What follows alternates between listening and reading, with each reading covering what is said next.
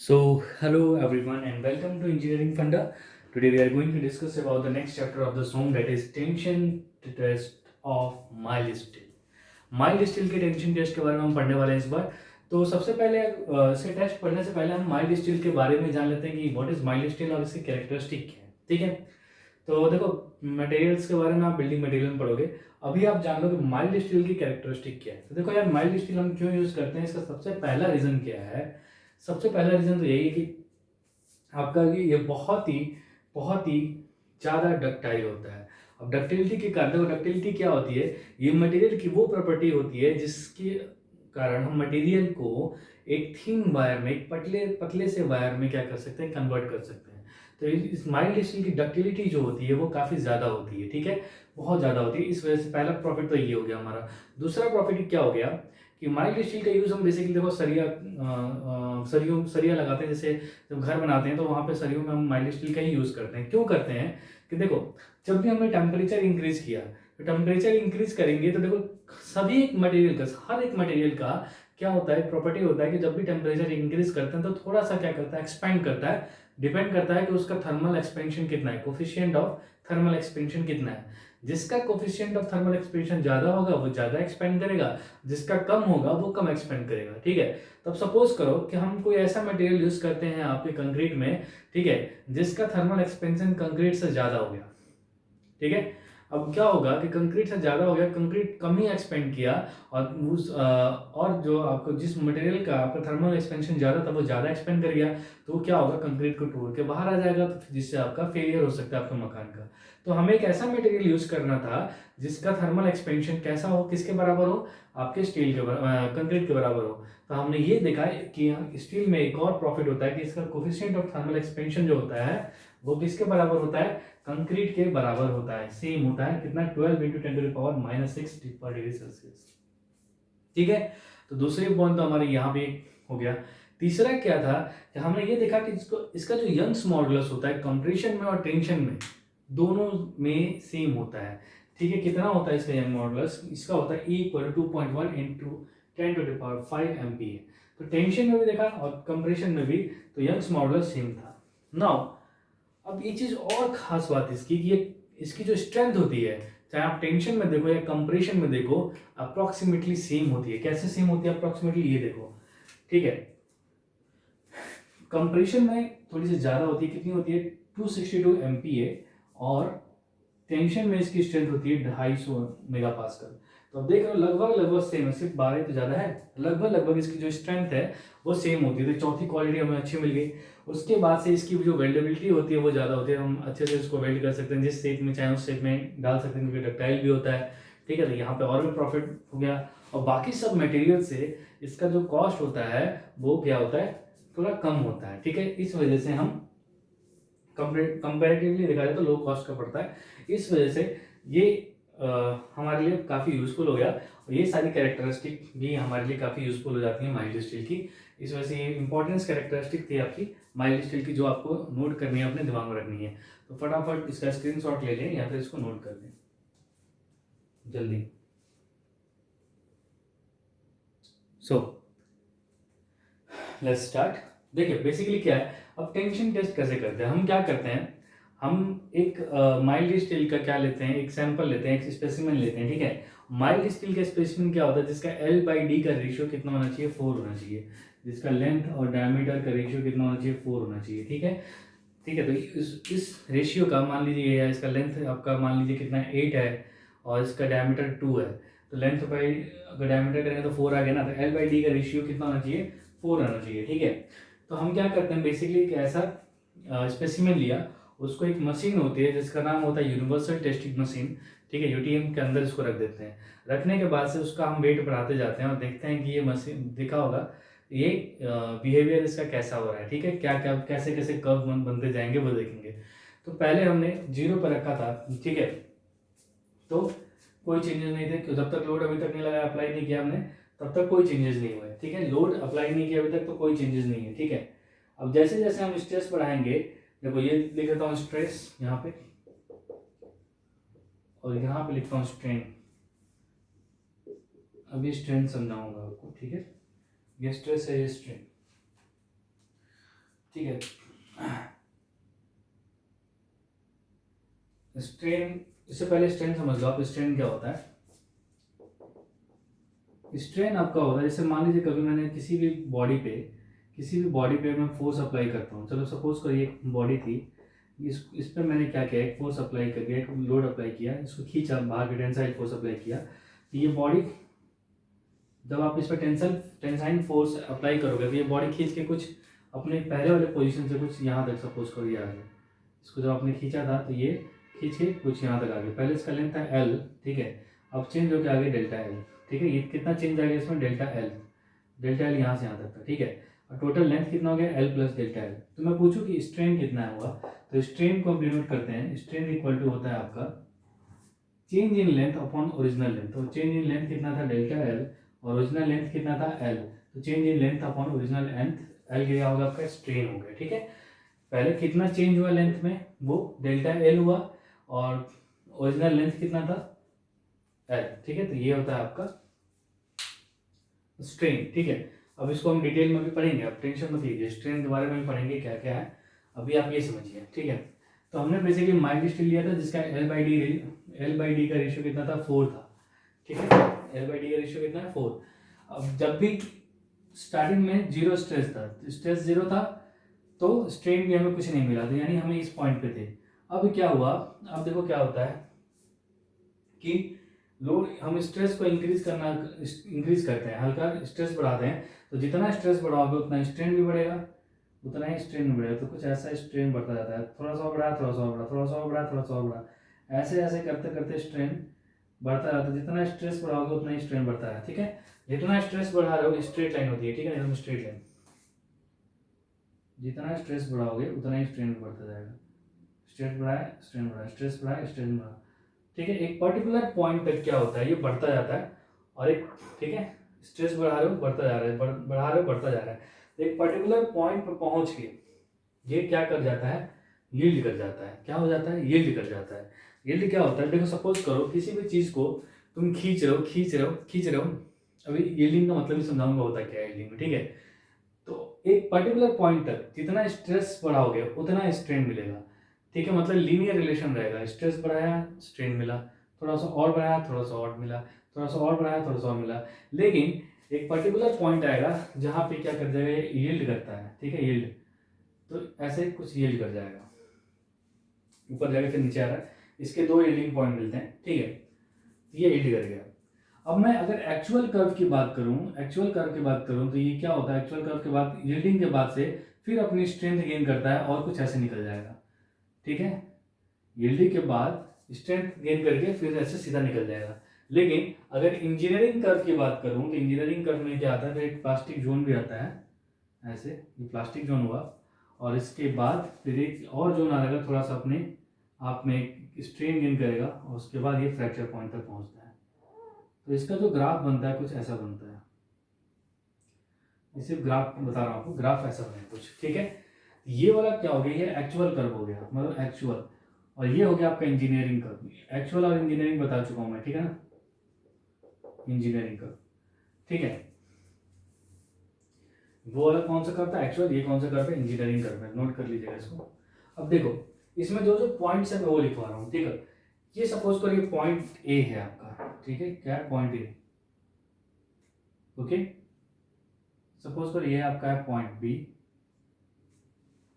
ये point A है, वो पॉइंट बी, ओके, इसको बोलते हैं हम लोअर यील्ड पॉइंट सी, और इसको बोलते हैं हम अपर यील्ड पॉइंट, ठीक है। इसमें यील्ड पॉइंट आपको करेक्टली दिख जाएगा, ये होता है लोअर यील्ड पॉइंट, ये होता है आपका अपर यील्ड पॉइंट, ठीक है।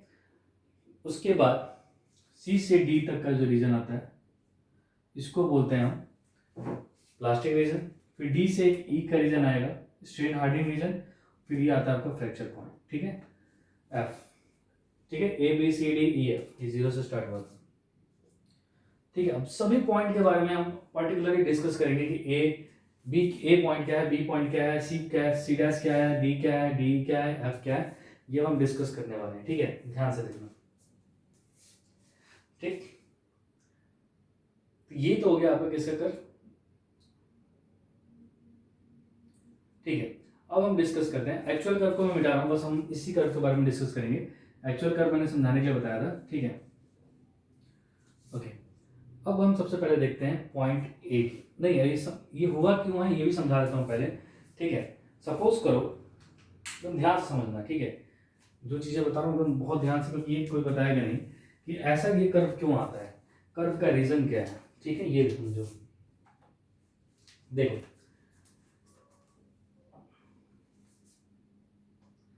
पहले ये पॉइंट लिख देता हूँ मैं, ठीक है। ये ए पॉइंट है, ये पॉइंट है, ये था आपका यील्ड पॉइंट। ये कौन सा पॉइंट है? Yield point. ये आपका यील्ड पॉइंट है। और वाई से डी तक को हम बोलते हैं प्लास्टिक जोन, यानी इसी को हम बोलते हैं यील्ड प्लेटो। क्या बोलते हैं? यील्ड प्लेटो, ठीक है, यील्ड प्लेटो बोलते हैं। और डी से ई तक का जो रीजन होता है, डी से ई तक का रीजन जो होता है, इसको हम बोलते हैं strain hardening region. Strain hardening, लिखते जाओ, स्ट्रेन हार्डनिंग। और ई से एफ तक का जो रीजन होता है उसको हम क्या बोलते हैं? उसको बोलते हैं स्ट्रेन सॉफ्टनिंग। बोलो, स्ट्रेन सॉफ्टनिंग, या फिर इसको बोल दो आप post ultimate, post ultimate region, या फिर इसी को आप क्या बोल सकते हो? नेकिंग रीजन, नेकिंग रीजन भी बोलते हैं, ठीक है। ये तीनों स्ट्रेन सॉफ्टनिंग बोल लो, पोस्ट अल्टीमेट रीजन बोल लो, या फिर नेकिंग रीजन बोल लो। और फिर ये वाला पॉइंट आपका क्या हो जाता है? फ्रैक्चर पॉइंट, ठीक है। एफ कौन सा पॉइंट हो गया? फ्रैक्चर पॉइंट, ठीक है। तो जनरली ये आपको कब मिलता है? ये तो आपका 0.1 to 12% पे, ये 1.4% मान के चलना, यहाँ पे स्ट्रेन मिला है आपको। यहाँ आपको स्ट्रेन मिलता है 10 से 12% का, और यहाँ पे आपको स्ट्रेन मिलता है 25 से 30%, ठीक है। उसको फ्रैक्चर कर जाता है, ठीक है। ये सारे पॉइंट के बारे में समझ गए। अब यहाँ समझना बेसिकली मैं क्या समझाना चाहता हूँ, ठीक है। सपोज करो ये मैं आपको मॉलिकुलर लेवल पे लेके चल रहा हूँ, किसके? माइल्ड स्टील के मॉलिकुलर लेवल पे चलते हैं, ठीक है। अब माइल्ड स्टील के मॉलिकुलर लेवल का मतलब क्या है? एक आयरन यहाँ पे सपोज करो, एक आयरन यहाँ पे है आपका, दूसरा आयरन, ये मॉलिक्यूल्स आयरन के, ठीक है। आयरन, ये भी लो आयरन, ठीक है। फिर देखो एक मॉलिक्यूल, कुछ अरेंजमेंट मॉलिक्यूल कैसे ही होता है आयरन का,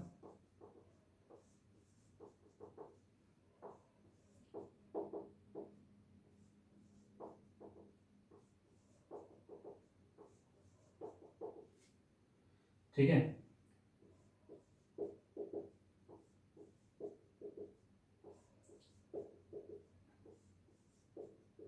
ये सारे किसके मॉलिक्यूल्स हैं? आयरन के मॉलिक्यूल्स हैं, ठीक है। आयरन के मॉलिक्यूल्स हैं, मतलब आपको माइल्ड स्टील दिख रहा होगा। और माइल्ड स्टील में हम क्या मिलाते हैं? देखो आयरन को मतलब स्टील बनाने के लिए हम क्या बनाते हैं बेसिकली? माइल्ड स्टील बनाने के लिए हम कार्बन मिलाएंगे, तो ठीक है। सपोज करो यहाँ पे कहीं कहीं कहीं पे कार्बन भी है, ठीक है। कहीं कहीं पे क्या है? कार्बन है। सपोज करो यहाँ पे कार्बन है, कोई यहाँ पे कार्बन है, यहाँ पे कार्बन है, ऐसे कई जगह पे कार्बन भी है, ठीक है। ओके, अब देखते हैं क्या होगा, चीजें समझो। यहाँ बढ़ा रहे थे तो स्ट्रेन भी बढ़ रहा था, स्ट्रेस बढ़ाया तो हल्का हल्का स्ट्रेन बढ़ रहा था। लीनियर रिलेशन था यहाँ से यहाँ तक, एक लीनियर रिलेशन चल रहा था आपका, ठीक है। लीनियर रिलेशन चल रहा था, स्ट्रेन बढ़ा रहे थे, स्ट्रेस बढ़ा रहे थे, स्ट्रेन मिल रहा था, स्ट्रेस बढ़ाते स्ट्रेस, यहाँ तक तो कोई दिक्कत नहीं, ए पॉइंट तक कोई दिक्कत नहीं थी, ठीक है। उसके बाद क्या हुआ? बी पॉइंट पर पहुंचे, यहाँ भी कोई दिक्कत नहीं थी, यहाँ पे आपको वही प्रोपोर्शनल लिमिट इसको बोलते हैं, ठीक है। अभी देखो होगा क्या, जैसे ही सी डैश पे पहुंचने पे क्या होता है, ध्यान देना, ठीक है। जैसे इस एक पर्टिकुलर यहाँ तक पहुंचा, पहले सी डैश से पहुंचा, फिर देखोगे अचानक से स्लिप करके जस्ट सी पे पहुंच गया है। अपर यील्ड से तुरंत लोअर पे अचानक से यील्ड मतलब यील्ड कर गया, स्लिप करके यहाँ पहुंच गया। ये जो स्लिपिंग होती है सी डैश से सी पे आने पे, देखो कोई समझाएगा नहीं, ध्यान समझना। ये जो पॉइंट देख रहे हो सी डैश से सी पे आने का, ये क्यों हुआ? भाई ऊपर गया तो ऊपर से डायरेक्टली टूट गया, उसको आगे जाकर टूट जाना चाहिए था, तो ये ऊपर जाकर फिर नीचे क्यों आया?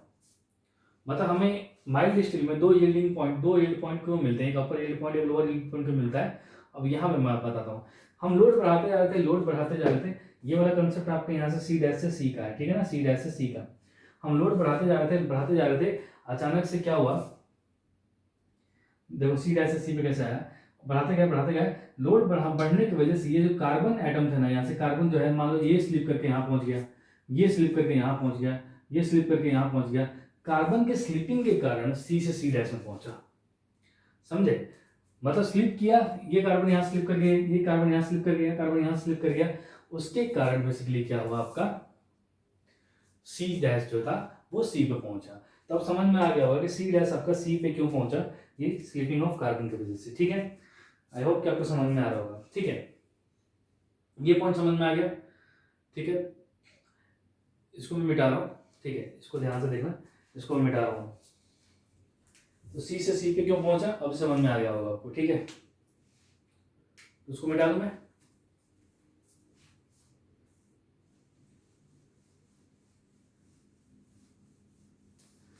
अब आगे बढ़ते हैं। ठीक है, अब सपोज करो क्या हुआ,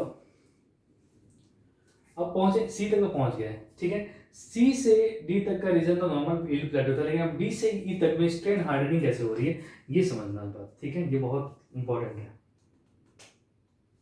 स्ट्रेन हार्डनिंग क्या होती है, सपोज करो ये पहले आपका कुछ ऐसा था, मतलब ऐसे अरेंजमेंट था इसके मॉलिक्यूल्स के अंदर, ऐसे नॉर्मल अरेंजमेंट था। अब क्या हुआ कि जब हम और लोड लगाते गए, लोड लगाते गए, लोड लगाते लगे, तो ये क्या हो जाएगा, ये कुछ इसकी जो जो भी इसके फाइबर्स, ये फाइबर्स आपको दिखा रहा हूँ, फाइबर का अरेंजमेंट नॉर्मली ऐसा था, लेकिन हम लोड इंक्रीज करते गए, इंक्रीज करते गए, इंक्रीज करते गए, यहाँ पहुँचाया। यहाँ पहुँचने के बाद से इस वाले रीजन में क्या होता है कि फाइबर का अरेंजमेंट थोड़ा चेंज हो जाता है। अब चेंज होकर कैसा होता है ये ध्यान देंगे आप। ठीक है, मान लो कुछ ऐसा हो गया, ये हो गया और ये कुछ ऐसा। ठीक है, ये वाला फाइबर ऐसा हो गया, ये कुछ ऐसा हो गया, इसका पैटर्न कुछ और हो गया, यूं हो गया।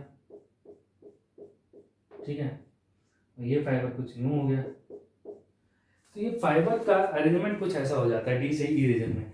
अब इस पॉइंट को समझना है, डी से ई रीजन की बात कर रहा हूँ मैं, यानी स्ट्रेन हार्डनिंग रीजन की बात कर रहा हूँ। ठीक है, अभी नॉर्मली ऐसा था, सपोज करो साइकिल जो है आपकी लाइन बाय लाइन रखी हुई है। ठीक है, तो साइकिल जब लाइन बाय लाइन रखी हुई थी, तो आप इसको अगर एक साइकिल को धक्का देते हो तो सारी साइकिल आराम से गिर सकती हैं, गिर सकती हैं। तो यहाँ तक सी पॉइंट में साइकिल लाइन बाय लाइन थी, उसको आप धक्का दे रहे हो, आराम से गिर गई, सारी साइकिल जो है गिर गई, डी पॉइंट पे आ गई। बहुत आराम से होना, सारी साइकिलें गिर के कहाँ पहुंच चुकी हैं, डी पॉइंट पे पहुंच चुकी हैं। अब एक सिचुएशन ऐसा है कि कोई साइकिल ऐसे हो गई, कोई साइकिल ऐसे हो गई, कोई साइकिल ऐसे है, कोई साइकिल ऐसे हो गई। मेरी बात समझ में आ रही, मतलब अलग अलग डायरेक्शन, कोई अपना ऐसा रख गया, कोई ऐसा रख गया। तो हो सकता है कि जब आप एक पे जोर लगा रहे हो, एक पे जोर लगा रहे हो, तो एक को धक्का दे रहे हो, तो उसकी वजह से ये रोक ले, ये रोक ले, ये रोक ले, मतलब देख रहे हो इसकी स्ट्रेंथ क्या हो रही है, गेनिंग हो रही है, स्ट्रेंथ में गेन हो रहा है। मतलब ये क्या हो रहा है बेसिकली, अब ये स्ट्रेन हार्डनिंग हो रही है। मतलब स्ट्रेन, इतना स्ट्रेन पाने के लिए मुझे इतना स्ट्रेस लगाना पड़ रहा है, इतना ज्यादा स्ट्रेस लगाना पड़ रहा है। ये अल्टीमेट पॉइंट होता है, एकदम मैक्सिमम स्ट्रेस। ठीक है ना, इतना स्ट्रेस मुझे लगाना पड़ रहा है इतनी से स्ट्रेन पाने के लिए। क्यों लगाना पड़ रहा है भाई, कि अब सारी ये अरेंजमेंट चेंज हो गया ना फाइबर का, और फाइबर का जब अरेंजमेंट चेंज हो जाता है तो दिक्कत हो गई। ठीक है, तो बात समझना है, फाइबर के अरेंजमेंट चेंज होने की वजह से स्ट्रेन हार्डनिंग होता है। स्लिपिंग क्यों होता है, कार्बन ये सी डैश से सी पे क्यों आता है, कार्बन के एटम को स्लिप करने की वजह से। ठीक है, तो आई होप कि ये पॉइंट समझ में आ गया और ये पॉइंट समझ में आ गया, डी स्ट्रेन हार्डनिंग वाला रीजन समझ में आ गया, स्ट्रेन हार्डनिंग का रीजन समझ में आ गया। ठीक है, अब ई से एफ क्या हो रहा है ये देखते हैं। ठीक है, इसको मिटा रहा हूं मैं, इसको बनाते जाना जैसे जैसे बनाया मैंने। ई से एफ क्या हो रहा है ये भी समझ लो। यहीं पे सपोज करो, अब देखो ये मान लो कोई मेटल है, अब इसको मैं और फोर्स लगाता रहा हूँ, फोर्स लगा रहा हूँ, एक समय ऐसा आएगा बेचारा कि टूटने पे आ जाएगा।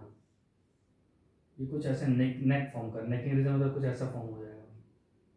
भैया बस करो, अब मैं टूटने वाला हूँ।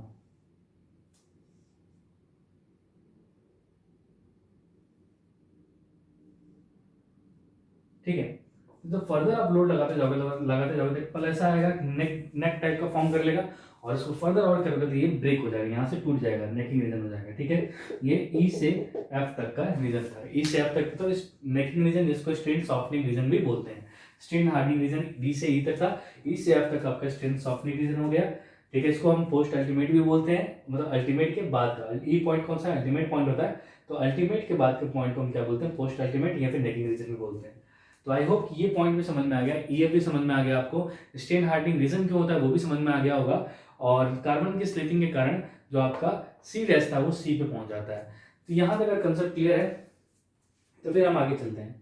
हेडिंग डालिए पॉइंट ए, यहीं पे पॉइंट ए क्या है इसको देखते हैं। ठीक है, पॉइंट ए, देखिए पॉइंट ए को हम प्रोपोर्शनल लिमिट के नाम से जानते हैं, पहला पॉइंट, इसके बारे में लिखवा दे रहा हूँ, ठीक है ना। पॉइंट ए, पॉइंट ए क्या है, पॉइंट ए है आपका प्रोपोर्शनल लिमिट। पॉइंट ए क्या है आपका, point A is the proportional limit, ठीक है।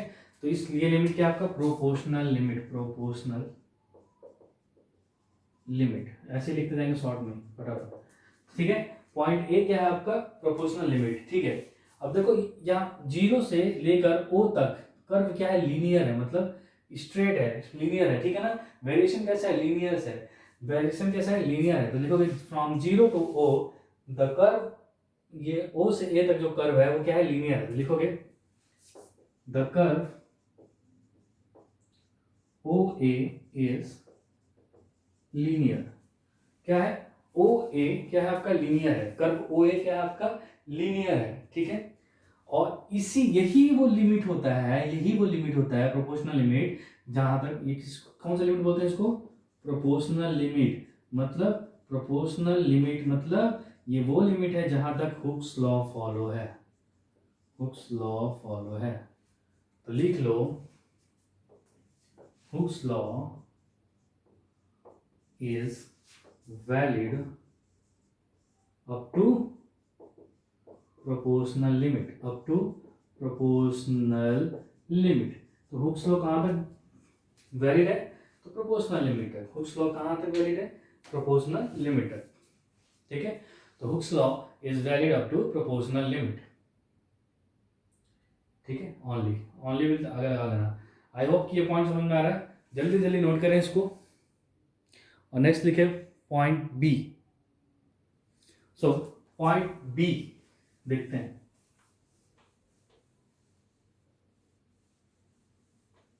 पॉइंट बी को हम क्या बोलते हैं, point B is elastic limit, देखिए फटाफट, इलास्टिक लिमिट। पॉइंट बी कौन सा लिमिट है आपका, इलास्टिक लिमिट है। पॉइंट बी कौन सा लिमिट है आपका, इलास्टिक लिमिट है। पॉइंट बी जो है आपका इलास्टिक लिमिट है, इलास्टिक लिमिट, ठीक है। ये पॉइंट जो आपका कौन सा लिमिट है, इलास्टिक लिमिट है, ठीक है ना। तो पॉइंट बी आपका हो गया इलास्टिक लिमिट। और आपको ध्यान रखना है कि ये वो पॉइंट होता है, ये वो पॉइंट है जिसके बाद जहां तक आप लोडिंग अप्लाई करोगे, ठीक है, इस पॉइंट तक अगर आप लोड अप्लाई करते हो और लोड को हटा देते हो, तो जो आपका मटेरियल है, जो आपका स्पेसिमेन है, वो फिर से अपना शेप को क्या कर सकता है, रिगेन कर सकता है, ठीक है। ये वो पॉइंट है जिस पॉइंट तक मतलब बेसिकली ये वो स्ट्रेस है, यहाँ तक ये इतना स्ट्रेस होता है, मान लो सिग्मा एट ई ये है, ये वो स्ट्रेस है, अगर जिसको मैं अप्लाई करूं और इसको हटा दूं तो क्या होने वाला है, हम बेसिकली जो ये आपका मटेरियल है वो फिर से अपना शेप क्या कर लेगा, रिगेन कर लेगा, ठीक है। फिर से अपना शेप क्या कर लेगा, रिगेन कर लेगा। इसका मतलब समझो, शेप रिगेन करने का मतलब समझो, जैसे मैंने इसको मोड़ा, देखो अभी हल्का सा मुड़ा हुआ है, ठीक है ना। तो ये किस किस लिमिट में है, इलास्टिक लिमिट में है, मैंने छोड़ दिया तो फिर से ये अपने शेप में आ गया। तो ये क्या हो गया, ये इलास्टिक लिमिट तक मैंने इसमें लोड अप्लाई की थी, मतलब पॉइंट बी तक जो है, इसके पॉइंट बी तक मैंने लोड अप्लाई करा था, जिसकी वजह से ये अपने शेप में आ गया। अब उससे ज्यादा अगर अप्लाई करूंगा ना, सपोज करो मैं एग्जाम्पल दिखा देता हूँ, देखो ये आपका एक पेन है, ठीक है, इसको मैंने ऐसे अप्लाई किया, अभी देखो अभी मैं छोड़ दूंगा तो ये अपने फिर से शेप में आ गया, ये मैंने मोड़ा, मुड़ गया ये, है ना। तो अभी तक मैंने इसको बी पॉइंट तक क्या किया है, अप्लाई किया, छोड़ दिया, तो ये क्या आ गया, किस में आ गया, अपने ओरिजिनल शेप में आ गया। अब उस बी पॉइंट से ज्यादा अगर मैं इससे ज्यादा स्ट्रेस लगाऊं, मतलब यहाँ पे जो स्ट्रेस था इससे ज्यादा कर, मतलब इलास्टिक लिमिट से ज्यादा स्ट्रेस लगाऊं, तो ये पूरा का पूरा पेन क्या हो जाएगा, फिर मुड़ जाएगा, फिर आपका सीधा नहीं होगा। क्यों नहीं होगा, क्योंकि ये यील्ड कर जाएगा। समझो बात को, लो मैंने इसको इतना मोड़ दिया, अब देखो ये क्या हो चुका है, ये मुड़ गया, पूरा मुड़ गया, मतलब ये अपना शेप रिगेन नहीं कर पा रहा है, रिगेन नहीं कर पा रहा है, इसका मतलब क्या हो गया है, ये आपका बी से भी ज्यादा मैंने लोड लगा दिया, ये अपने यील्ड पॉइंट पे पहुंच चुका है। आई होप कि आपको समझ में आ रहा होगा ये, ठीक है ना। अब ठीक है, तो लिखो after unloading within B the entire strain can be released, लिख लो after unloading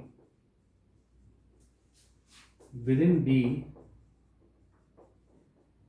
the entire strain can be released and material and the way mild steel regain its original shape।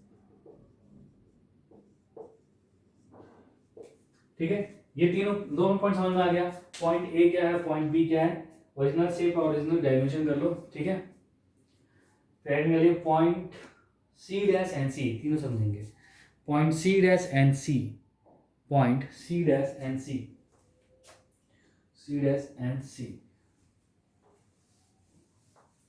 Point C dash and C.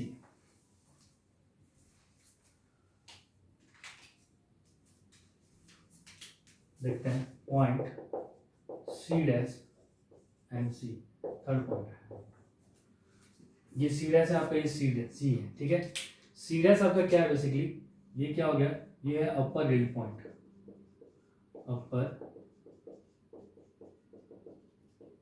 C point क्या है आपका, lower रिल point.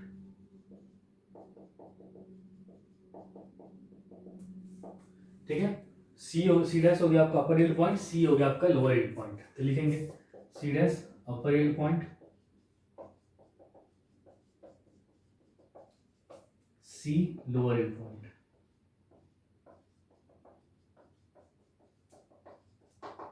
Note down, सी क्या है आपका, lower रिल point. ठीक है, और इसी सी को हम एक्चुअल भी बोलते हैं, एक्चुअल यील्ड पॉइंट के नाम से भी जानते हैं, एक्चुअल यील्ड पॉइंट। ठीक है, एक्चुअल यील्ड पॉइंट के नाम से भी जानते हैं।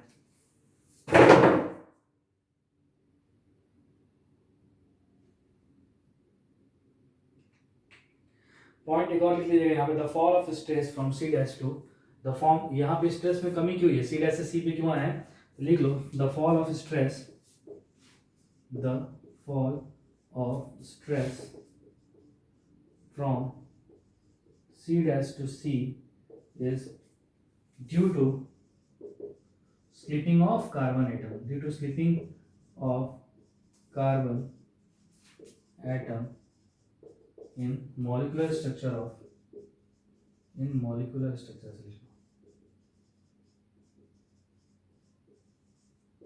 mild steel। ठीक है, नोट कर लो इसको।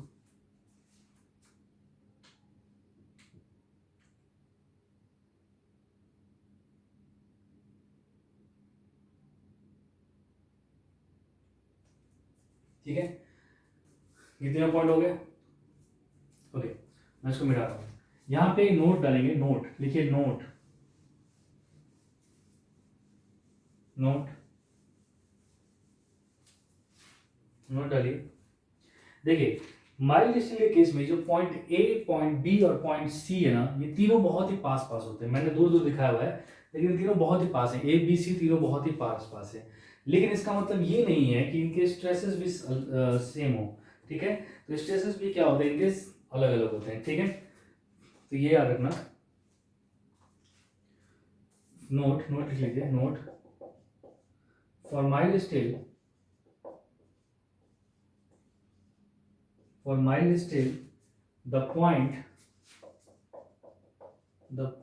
A, B, C are very close to each other, are very close to each other, but stresses same होंगे, sigma C is greater than sigma B which is greater than sigma A। ये note में करके लिखेंगे। ठीक है, sigma C सबसे ज्यादा होगा, उसके बाद सिग्मा बी होगा, उसके बाद सिग्मा ए होगा। आई होप कि आपको समझ में आ रहा है। नेक्स्ट रीजन है आपका रीजन, अब रीजन डालिए, region C D, region C D, region C D.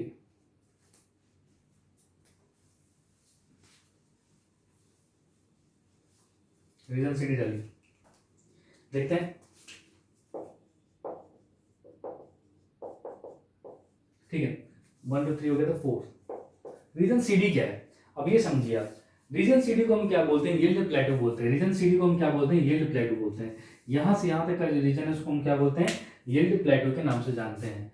ठीक है, yield plateau, region CD is the yield plateau. ठीक है, रीजन सीडी क्या आपका यील्ड प्लेटो है। ठीक है, प्लेटो किस मेरी गलत लिख रहा हूँ बाद में क्या,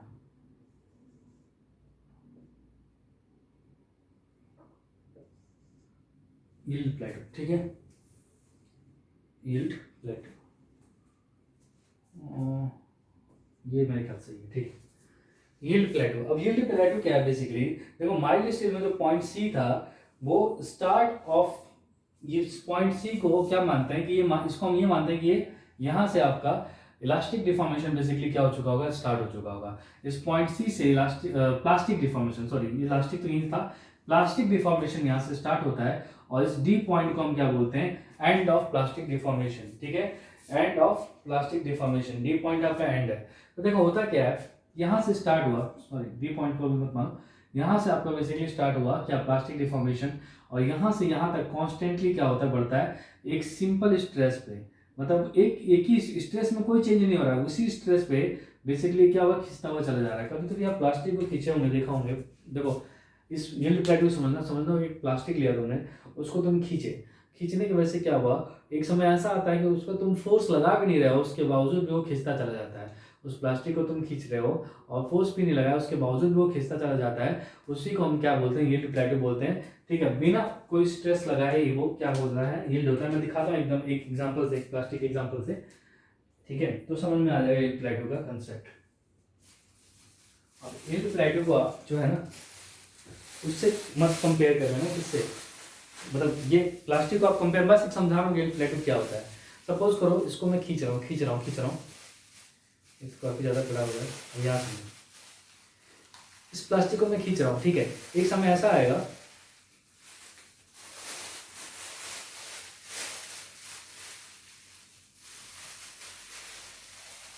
देखो बिना स्ट्रेस लगाए, मतलब उतना ही स्ट्रेस पे ये क्या करने लगेगा, यील्ड करने लगेगा। जितना स्ट्रेस था उतने स्ट्रेस पे ये अपने आप ही फैल रहा है। देखो मैंने एक ही बार स्ट्रेस लगाया, कांस्टेंट कर दिया, ये अपने आप ही फैला जा रहा है। तो ऐसा ही कुछ इसमें भी होता होगा कि वो अपने आप ही फैला जाता है यहाँ तक, ठीक है, इस पॉइंट तक, डी पॉइंट तक। इसी पॉइंट को हम क्या बोलते हैं, आपका यील्ड प्लेटो के नाम से जानते हैं, ठीक है। तो लिख लो, फॉर माइल्ड स्टील लिखो, for mild steel point C is used to be start of plastic deformation. Point C is used to be start of plastic deformation since without change in stress, बिना stress में change किए, since without change in stress, the strain is continuously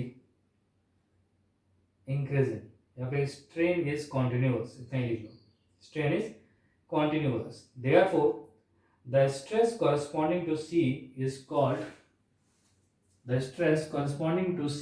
called actual stress, actual yield stress, ठीक है। इस C की corresponding जो stress मिलता है मुझे, ये सिग्मा स्ट्रेस जो मिलता है, ये सिग्मा जो मिला मुझे यहाँ पे इस पॉइंट पे, इसको हम क्या बोलते हैं, एक्चुअल यील्ड स्ट्रेस। क्या बोलेंगे इसको, सिग्मा को एक्चुअल यील्ड स्ट्रेस, ठीक है। आई होप कि आपको समझ में आ रहा होगा ये सारे पॉइंट्स, ठीक है। नेक्स्ट रीजन इज डी, जिसको हम बोलते हैं strain hardening region, DE strain hardening region, ठीक है।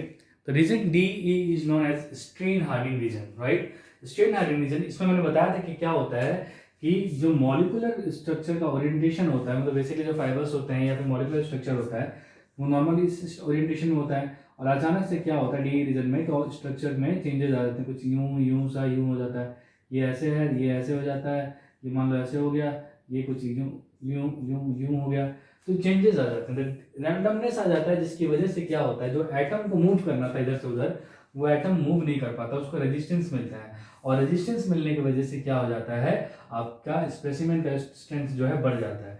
वही चीज मैंने यहाँ पे लिखा हुआ है कि in this region due to randomness the molecular structure changes, therefore movement of atom gets resistance and therefore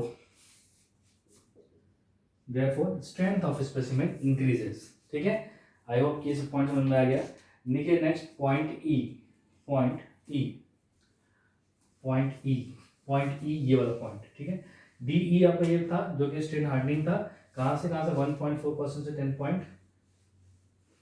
देखो अल्टीमेट पॉइंट हमें कब मिलता है, 10 से 12%, जब स्ट्रेन हो जाता है तब मैंने लिखा है नीचे 10 से 12% पे स्ट्रेन जब हो जाता है तो हमें क्या मिलता है, अल्टीमेट स्ट्रेन मिलता है, अल्टीमेट पॉइंट मिलता है। ठीक है, तो पॉइंट ई जो है आपका क्या है, अल्टीमेट पॉइंट है, पॉइंट ई।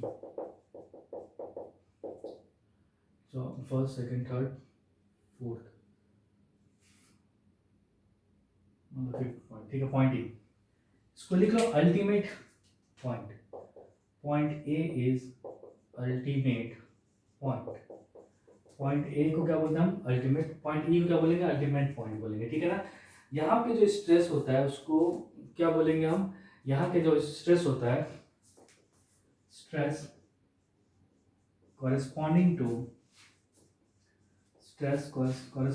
टू ई, उसको हम क्या बोलेंगे, अल्टीमेट स्ट्रेस। इस पॉइंट पे जो स्ट्रेस मिलेगा हम उसको क्या बोलेंगे, अल्टीमेट स्ट्रेस के नाम से जानते हैं या फिर अल्टीमेट स्ट्रेस बोलते हैं। ठीक है, आई होप कि यहाँ से समझ में आ गया अल्टीमेट स्ट्रेस। ठीक है, और यही वो पॉइंट है जहाँ पे आपको देखना मैक्सिमम स्ट्रेस है, मैक्सिमम स्ट्रेस पूरे कर्व का। ठीक है, तो मैक्सिमम स्ट्रेस भी लिखा है इसको, maximum stress of stress strain curve, maximum stress है ये। ठीक है, इस पॉइंट पे आपको क्या मिल रहा है, मैक्सिमम स्ट्रेस मिल रहा है।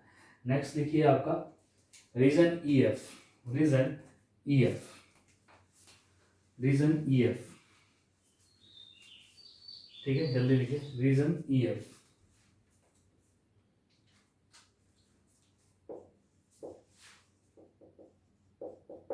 ई एफ को हम क्या बोलते हैं, नेकिंग रीजन के नाम से जानते हैं, लिख लो यहाँ पे ये लिखा हुआ है।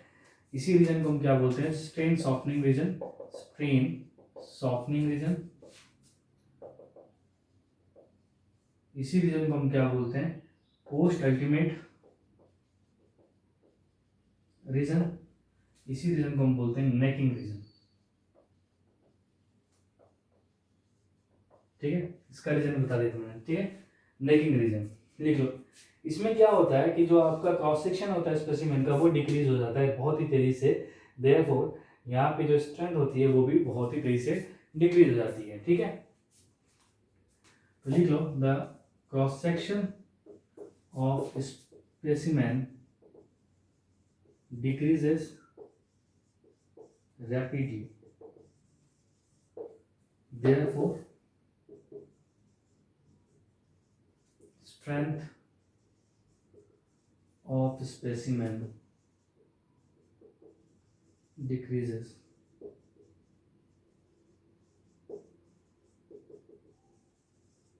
ठीक है, मैंने बताया था ना कि जो मान लो क्रॉस सेक्शन पहले उसका ये था क्रॉस, उसके बाद सब क्या होता है कि जो स्पेसिमेन का क्रॉस सेक्शन है कुछ ऐसा हो जाता है, ये डिक्रीज हो रहा है, देखो डिक्रीज हो रहा है कि नहीं हो रहा है। ठीक है, इसी को हम क्या बोलते हैं, नेकिंग रीजन बोलते हैं। ठीक है, तो इसकी स्ट्रेंथ में कब कम कमी आएगी, नहीं आएगा भाई, जब क्रॉस सेक्शन डिक्रीज हो रहा है तो स्ट्रेंथ में भी क्या आने वाला है, आपका कमी आने वाला है। ठीक है, आई होप कि आपको पॉइंट समझ में आ गया। इसी में आपका लास्ट पॉइंट है, उसके बाद ये टॉपिक आपको खत्म हो जाएगा लगभग लेक्चर 3 का। पॉइंट एफ, देखिए point F, point F, point F, point F.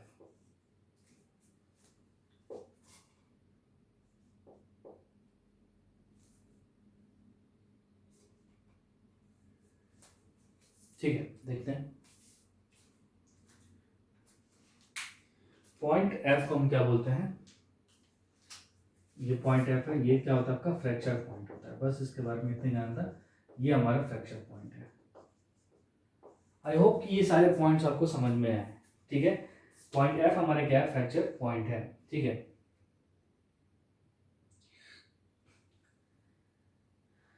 यहां तक समझ में आ गया। पॉइंट एफ हमारा क्या है, fracture point. Point F is a fracture point.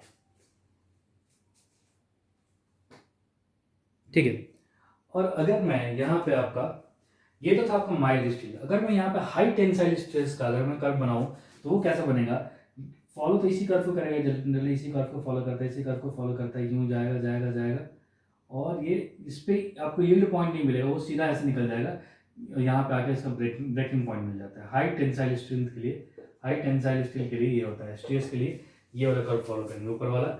ये होता है आपका माइल्ड स्टील के लिए, माइल्ड स्टील। ठीक है, और वो हाई टेंसाइल स्ट्रेस।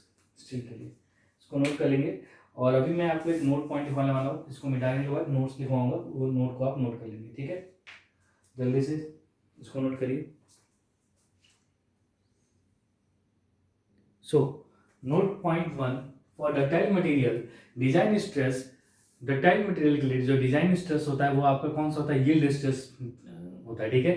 तो यील्ड स्ट्रेस किसके लिए होता है, डक्टाइल के लिए होता है। लेकिन ब्रिटल के लिए आपका फ्रैक्चर जो पॉइंट होता है आपका, अल्टीमेट स्ट्रेस जो होता है वो आपका डिजाइन पॉइंट होता है, क्योंकि अल्टीमेट स्ट्रेस पे ही क्या हो जाता है, ब्रेक डाउन हो जाता है, ठीक है।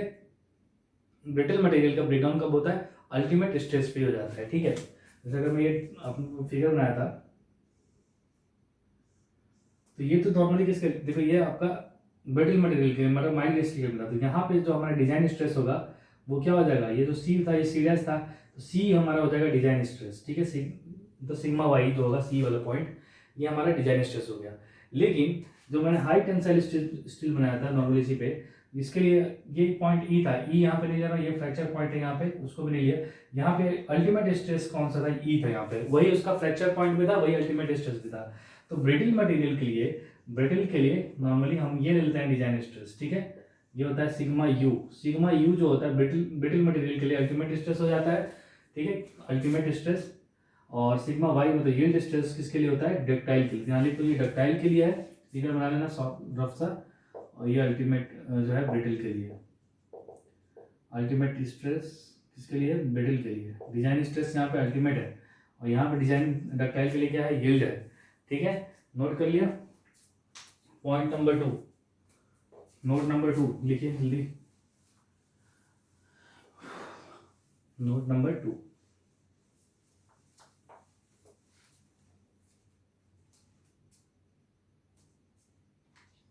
the fracture strength, the fracture strain depends on carbon percentage. देखो जितना ज्यादा कार्बन परसेंटेज होगा उतनी जल्दी क्या हो जाएगा, ब्रेक डाउन हो जाएगा, ठीक है। उतना ही कम उसका क्या होगा, फ्रैक्चर स्ट्रेंथ होगा, ठीक है। अगर हायर परसेंटेज होगा तो फ्रैक्चर स्ट्रेंथ क्या होगा, लोअर होगा। और अगर हाउ स्ट्रेंथ उसकी हाई हो जाती है, तो कैसे, अभी समझो। तो ये माइल्ड स्टील का कर्व है, ये माइल्ड स्टील का कर्व है, और यहीं पे मैं क्या बना रहा हूँ, एक आपका हाई टेंसाइल स्ट्रेस बना रहा हूँ, मतलब हाई टेंसाइल स्ट्रेस, ये इसी पे जाता है ऐसे, ठीक है। ये माइल्ड स्टील का, तो ये हाई टेंसाइल स्ट्रेस है, ठीक है। अब देखो हाई टेंसाइल जो स्टील है, मतलब हाई कार्बन स्टील भी बोलते हैं, हाई कार्बन भी बोल लो इसको, या हाई कार्बन स्टील भी बोल लो, ठीक है ना। हाई कार्बन स्टील वो है, इसमें कार्बन की मात्रा ज़्यादा है, और माइल्ड स्टील में उससे कम होती है, ठीक है। माइल्ड स्टील में इससे कम, तो इसका फ्रैक्चर स्ट्रेंथ कहाँ मिलता है मुझे, यहाँ इस पॉइंट पे मिल रहा है। लेकिन ये जो है अल्टीमेट पे ही आके क्या हो जा रहा है, फ्रैक्चर हो जा रहा है, अल्टीमेट पे ही फ्रैक्चर हो जा रहा है, ठीक है। लेकिन देखा जाए तो ये इसको फ्रैक्चर होने में कितना स्ट्रेस लग रहा है, इतना ज़्यादा स्ट्रेस लग रहा है, मतलब।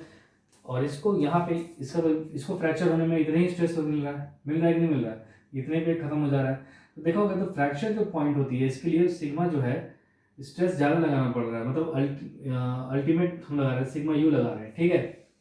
तब फ्रैक्चर हो रहा है। तो यहाँ से एक पॉइंट इतना नोट कर लो कि देखो जितना ज़्यादा कार्बन की मात्रा, उतना जल्दी, उतने कम स्ट्रेन पे ही क्या हो जा रहा है, वो टूट जा रहा है। उतने ही, जैसे कास्ट आयरन में देखा होगा तुमने, उतने ही कम मतलब कास्ट आयरन में कार्बन की मात्रा ज़्यादा होती है तो वो जल्दी टूट जाता है। लेकिन वो जो होता है ना, उसकी स्ट्रेंथ जो होती है ना, काफ़ी ज़्यादा होती है। क्यों ज़्यादा होती है, कि उसको तोड़ने के लिए ज़्यादा स्ट्रेस की जरूरत पड़ रही होती है, ठीक है। उसको तोड़ने के लिए ज़्यादा स्ट्रेस की जरूरत पड़ रही है, इसलिए उसका स्ट्रेंथ जो होता है वो ज़्यादा होता है, ठीक है। तो ये पॉइंट भी लिख लो इसमें, पॉइंट नंबर 3 बना के, पॉइंट नंबर 3,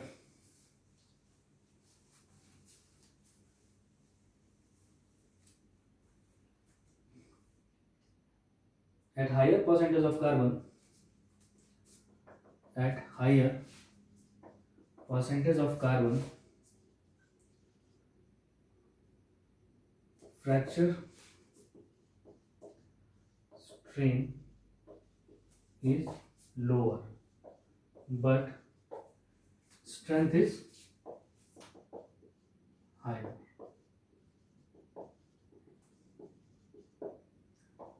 नेक्स्ट पॉइंट लिखिए, all grade have the same Young's modulus, सबको पता है, it means that initial stress strain curve सबका सेम ही होगा, ठीक है। लिख लो, ऑल जितने भी ग्रेड हैं स्टील के, all grade of steel have same Young's modulus, ठीक है। it means that initial curve for all grade is same, सभी ग्रेड के लिए इनिशियल कर्व क्या होने वाला है, सेम होने वाला है, ठीक है। जो देखा अभी मैं बना भी रहा था तो आपको समझ में आ रहा था, ठीक है ना, ठीक है। तो ये इनिशियल स्ट्रेस स्ट्रेन कर्व कर लेना है, यहाँ पे स्ट्रेस स्ट्रेन कर्व क्या होगा, सेम होगा, ठीक है। फिगर आपने देखा ही होगा, माइल्ड स्टील का बनाया तो वहीं से शुरुआती दोनों एक ही जगह से हो रहे थे, है ना, और हाई कार्बन का बनाया तो भी वहीं से स्टार्ट हो रहा था, ठीक है। आई होप ये पॉइंट समझ में आ गए होंगे सारे। देखो ब्रिटल मटेरियल वो होते हैं जिनका बहुत ही लो फ्रैक्चरल स्ट्रेन होता है, ठीक है, आफ्टर इलास्टिक लिमिट, और डक्टाइल मटेरियल वो होते हैं जिनके जो फ्रैक्चरल स्ट्रेन होता है वो काफ़ी ज़्यादा होता है आफ्टर इलास्टिक। ये भी लिखना ना, ब्रिटल मटेरियल के बारे में लिख लो यहाँ पे, ब्रिटल मटेरियल पॉइंट में लिख लो यहाँ पे, ब्रिटल मटेरियल क्या होता है, ब्रिटल मटेरियल डैश करके लिख लो, लो फ्रैक्चर स्ट्रेन।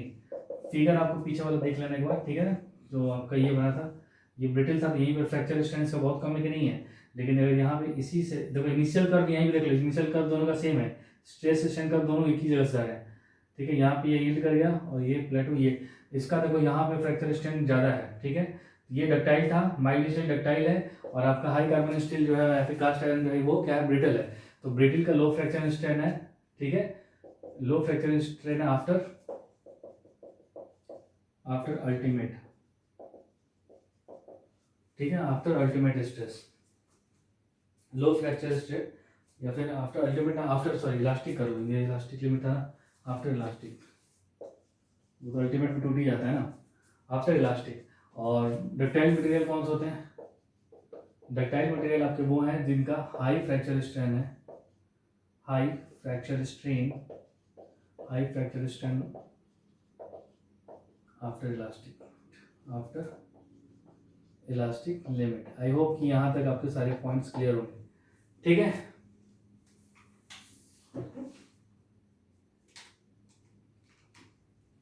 ठीक है, तो ये बेसिकली जितनी भी अभी बातें बताई मैंने, आपका स्ट्रेन कर्व था, स्ट्रेन स्ट्रेस कर्व चाहे स्ट्रेस स्ट्रेन कर्व था, और यहाँ तक आपके सारे के सारे जो भी डाउट्स होंगे आई गेस क्लियर हो चुके होंगे कि स्ट्रेस स्ट्रेन कर्व ड्रॉ कैसे करते हैं और क्या क्या चीज़ें थी इसमें, ठीक है। आई होप कि आपको समझ में आया होगा। So thank you and have a nice day. मिलते हैं नेक्स्ट लेक्चर में, एक मिनट, हाँ नेक्स्ट लेक्चर में मिलेंगे आपसे हम, हाँ आगे फर्दर डिस्कस करेंगे, देखते हैं क्या पढ़ाना है, ठीक है। अभी के लिए इतना ही काफ़ी है, आप नोट्स बनाते रहिए और जो भी डाउट्स हो आप मुझसे पूछते रहिए। Thank you.